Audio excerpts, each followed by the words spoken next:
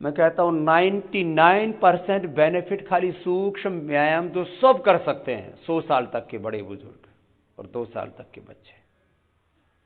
सूक्ष्म व्यायाम, प्राणायाम, ध्यान, इतना ही कर लो। फिर ये जो व्यायाम हम कराते हैं ना, ठीक है, ये मोटापा के लिए, थोड़ा मेरुदंड के लिए, थोड़ा अलग अलग बीमारियों के लिए थोड़ा उपयोगी होता है, इसमें सहायता मिलती है, लेकिन पूरा रूपांतरण तो प्राणायाम, ध्यान से और पवित्र संकल्प से ही होगा आपका। पूरा एक एक घटक है ये चिकित्सा के भी, जीवन के भी। There are so many aspects, unlimited aspects of life. एक एक एस्पेक्ट की इतनी महिमा है, आप सोच भी नहीं सकते। एक एक तत्व, एक एक जो एलिमेंट है लाइफ का, बस उसको गहराई से एक्सपीरियंस करना। मैंने बार बार कहा है, सरफेस पर चीज़ों को मत देखना। वहाँ से देखोगे तो ऐसे लगेगा, बोलो ऐसे हाथ हिलाने से क्या हो जाएगा, ऐसे हाथ घुमाने से क्या हो जाएगा, ऐसे सांस फूकने से क्या हो जाएगा। नहीं नहीं, ऐसे ऐसे नहीं चीज़ों को देखना। ऊपर ऊपर से चीज़ों को मत देखना। ऊपर ऊपर से तुम्हें पूर्ण सत्य दिखाई नहीं देगा। गहराई में जाकर के देखोगे तब तुम्हें सत्य दिखाई देगा। ऊपर ऊपर से देखना ये ज्ञान है, भीतर तक देखना ये विज्ञान है, और अदृष्ट तक पहुंच जाना ये अध्यात्म है। ये यहां ये ऐसे 3 स्तर हैं इस संसार के। इसी को ही अपर ब्रह्म, पर ब्रह्म और परात पर ब्रह्म कहा है। ऐसे देखो, जरा सूक्ष्म व्यायाम करते करते आपको अंदर लेकर के जा रहा है। अंतर्मुखी बनो। योग में क्या कहा जाता है, बोलो? अंतर्मुखी बनो, गुरुमुखी बनो, आत्ममुखी बनो, ब्रह्ममुखी बनो। ब्रह्ममुखता, अंतर्मुखता, गुरुमुखता। ऐसे ही शास्त्रों में भी इन बातों को बड़े अलग अलग स्वरों में इसको अभिव्यक्ति दी गई है।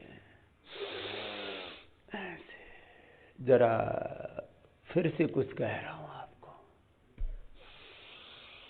यहां योगग्राम में भोर में योग से अपनी यात्रा शुरू करना पूरी अंतर्मुखता के साथ, और बाहर जितना तुम संसार को देख पाते हो ना, और तुम्हारी नजरें वहां तक जा भी नहीं सकती, तुम अंतर्मुखी होकर के देखो। ये भीतर का संसार बड़ा रहस्यपूर्ण है, बड़ा रोमांचक है और बड़ा महत्वपूर्ण है। जिनको अर्थराइटिस आ है उनको तो ऐसे ही दोनों हाथों को सामने खोल लो, 100 बार ऐसे करा देते हैं अर्थराइटिस वालों को।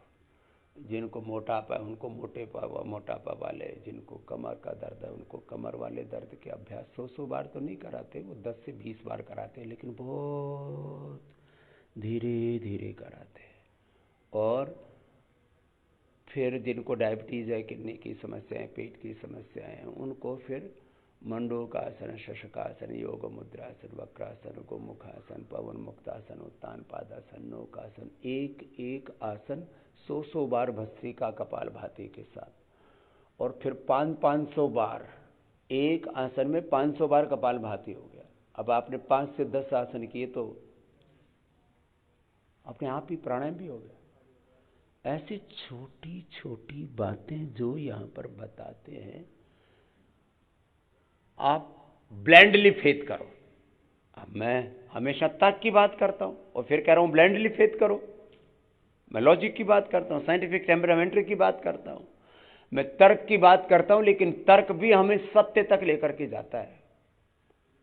फिर वहां फिर कुतर्क नहीं करना। फिर एक बार बात समझ में आ गई तो फिर तर्क बहुत ज्यादा करे तो वो फिर गर्त में भी लेके जाता है, कुतर्क हो जाता है फिर। तो आप लोग जिनको जोड़ों में दर्द है, अर्थराइटिस है, वो 100 बार ऐसे करना है, 100 बार।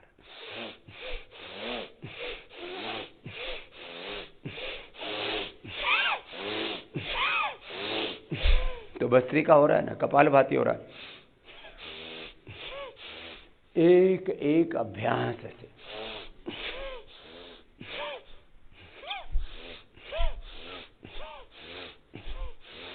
ऐसे पैरों को सामने खोल लो,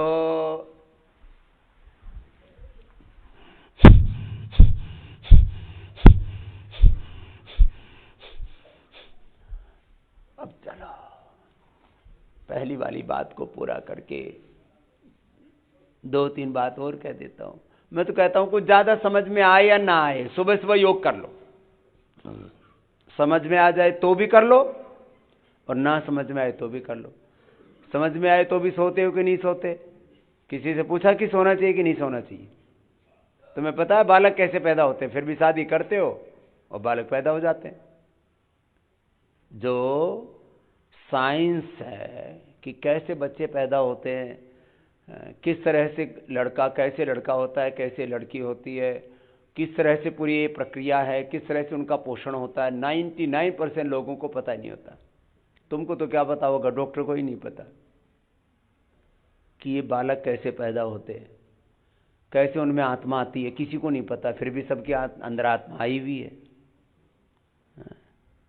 वो उस आत्मा का कब शरीर के रूप में आगमन होता है और कब उसका प्रस्थान होता है, जन्म और मृत्यु का रहस्य आज तक किसी को नहीं पता लगा है। फिर भी हम जी रहे हैं और मरते भी। संसार में जहां रहस्य खत्म हो जाएंगे तो उस दिन संसार ही खत्म हो जाएगा। लंबे लंबे श्वास, अपना अपना कार्य करते रहो। तो मैं कह रहा हूं समझ में आ जाए तो कर लो, ना समझ में आए तो कर लो। सुबह सुबह योग कर लो, सारी समस्याओं का समाधान। मैं कह रहा था ना, आहार, विचार, वाणी, व्यवहार, स्वभाव, इनको ठीक कर लो तो संसार ठीक। और कुछ नहीं समझ में आता, सुबह सुबह योग कर लो, अपने आप ही ठीक हो जाएगा। बॉडी, माइंड, थॉट्स, इमोशंस सब कुछ अपने आप ठीक रहेंगे।